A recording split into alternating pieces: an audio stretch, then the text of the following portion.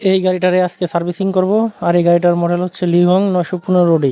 গাড়ির সার্ভিসিং বলতে আমরা মোবিল ফিল্টার, ফুয়েল ফিল্টার, যাবতীয় ফিল্টার এবং মোবিল চেঞ্জ করার কথাই বলি। আর এখানে মোবিল এবং রেঞ্জ রয়েছে। আর এই মোবিলের গ্রেড হচ্ছে 15W40।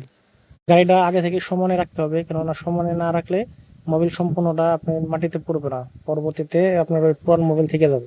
আর এই মোবিলের ডেননাট মূলত ওই চেম্বারের নিচেই থাকে। আর এটা হচ্ছে ওয়াটার সেপারেটর, এটার কাজ হচ্ছে ফুয়েল থেকে ওয়াটার আলাদা করা। আর এটা হচ্ছে মোবিল ফিল্টার, আর এটার মডেল হচ্ছে 3349। আমাদের এই মোবিল ফিল্টারের লাইনটা ডাইরেক্ট করা ছিল, এটা আমরা এখন মানে ম্যানুয়াল করে তারপরে আবার এই ফিল্টারটা লাগাবো। আর এই নতুন ফিল্টার লাগানোর সময় সবসময় মাথায় রাখবেন, যাতে নতুন ফিল্টার লাগানোর আগে অবশ্যই মোবিল দিয়ে পুরো ফিল্টারটা ভরে নেবেন। তা না হলে যদি একটু কমা দামি ফিল্টার হয় তাহলে অবশ্যই ফিল্টারটা মাঝখান থেকে বেঁকা হয়ে যাবে। যখন মোবিল থাকবে না তখন ইঞ্জিন পাম্পে টান দিবে, তখন ওই ফিল্টার পেছে বেঁকা হয়ে যাবে, তখন কিন্তু ইঞ্জিন সিজ করবে। এটা অবশ্যই খেয়াল রাখবেন। ফিল্টার লাগানো শেষ, এখন আমরা মোবিলের ড্রেন নাটটা লাগাই দিব। আর এটা হচ্ছে মোবিলের ড্রেন নাট। আর এই ড্রেন নাটটি লাগিয়েছেন কিনা সেটা অবশ্যই ভালো করে চেক করে নেবেন।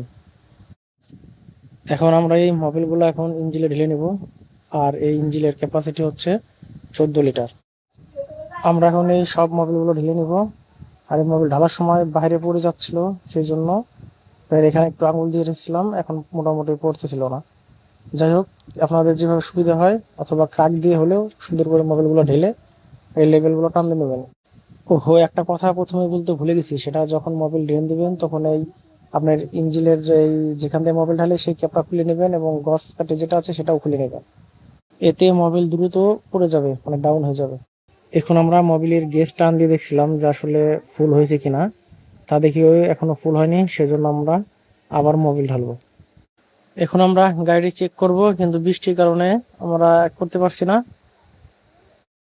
গাড়িটি চেক করার সময় অবশ্যই আপনার কিছুক্ষণ চালিয়ে দেখবেন গাড়িটি ঠিক আছে কিনা। তারপরে আবার পুনরায় 2-4 মিনিট চালানোর পরে বন্ধ করে তারপরে আবার দেখবেন মোবিল ঠিক আছে কিনা।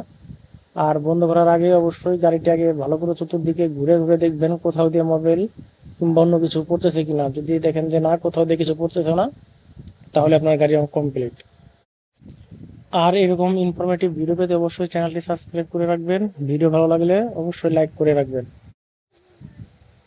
আর এই চোরাবালির ভিতরে কিভাবে কাজ করতে হয় সেটা জানার জন্য অবশ্যই পরবর্তী ভিডিওতে দেখে আসবেন। এই ভিডিওর শেষে দেয়া হবে সেই ভিডিওটা। সো দেখা হচ্ছে সেই ভিডিওতে। সেই ভিডিও দেখার আমন্ত্রণ জানিয়ে আমি আমার ভিডিও এখানে শেষ করছি।